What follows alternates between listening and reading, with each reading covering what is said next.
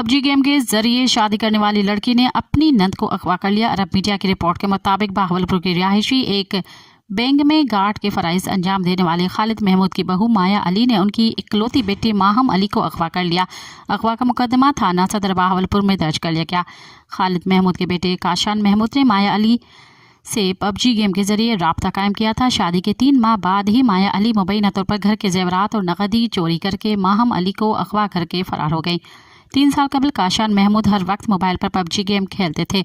उनके एक दोस्त ने उनकी अहलिया ने उन्हें माया अली के साथ गेम खेलने की तजवीज़ दी। काशान अली का कहना था कि चंद रोज़ गेम खेलने के बाद हम दोनों ने व्हाट्सएप पर रब्ता किया जो दोस्ती में तब्दील हो गया। कुछ अर्से बाद माया ने बताया कि वो मुझसे शादी करना चाहती है क्योंकि घर वाले उनका सौदा कर रहे हैं। मज़ीद ख़बरन ऐं तफ़सीलात लाइ विज़िट कयो असांजी वेबसाइट www.awamiNewsHD.com ऐं ॾिसंदा रहो अवामी न्यूज़ HD।